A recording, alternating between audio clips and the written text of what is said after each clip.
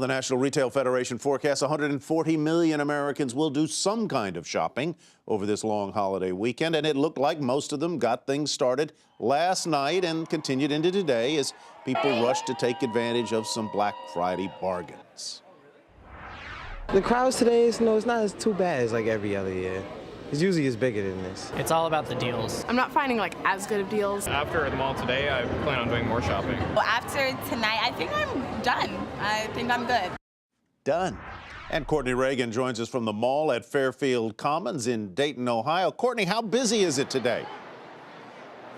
You know, I have to tell you, Tyler, as the day has worn on, the crowds have actually gotten a little bigger. I think overnight and in the late Thanksgiving Day hours is when the crowds hit up the big box stores. That's the Walmart, Target, Best Buys of the world for those doorbuster specials, some of those electronic deals. And then there was a lull in the crowd overnight. And as the morning and afternoon has worn on here at the mall at Fairfield Commons, we've seen the traffic pick up about at the level that I saw last year on this day when I was here at this very place. But I do think the traffic levels at the big box retailers was a little bit higher than what I saw, particularly at the one Walmart location that I visited. Lots of full carts. I counted 112 carts in line at one point and actually lost count. I couldn't get to the total end of the line, so there were more than 112. I just couldn't get to all of them. Wow, 112 carts in line. That is my idea of a disaster. I would hate to be number 113 or 112.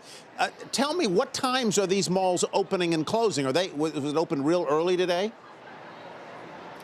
So this mall actually opened up at 6 o'clock yesterday. It's been open all night long, and so that's why we saw these dips and valleys and peaks and the different crowds. Folks know when the stores are open, when they're offering different deals at different times. So there's reason for different crowds of people to come at different times. We saw a lot of the millennial shoppers here overnight and in the later Thanksgiving hours. And as the days worn on, you've seen more families and the kids coming out too.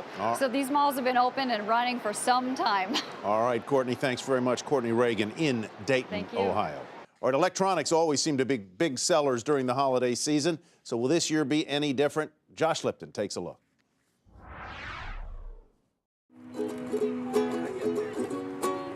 Americans lined up coast to coast to buy as many gadgets and electronics as they could carry. This one.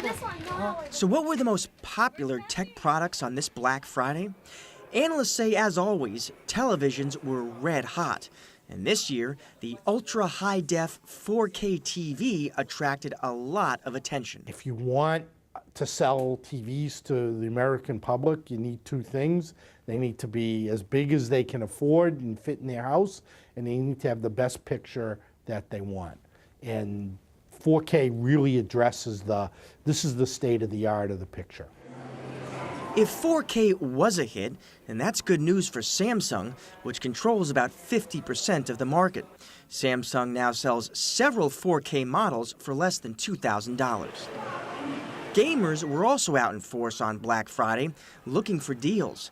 They shop for games as well as consoles. And finally, analysts say Americans were buying a lot of GoPros, which now start at $130 and go up to as much as $500. They dominate the categories that they're in. And, we've seen promotions on some of their older models for this holiday. We think they'll have another big holiday just like they did last year. And it's not just televisions, games, and GoPros that likely sold like hotcakes. Smartphones were also expected to be very popular. Sam's Club sold the iPhone 6 for $99 with a 2-year contract. For Nightly Business Report, I'm Josh Lipton in Silicon Valley.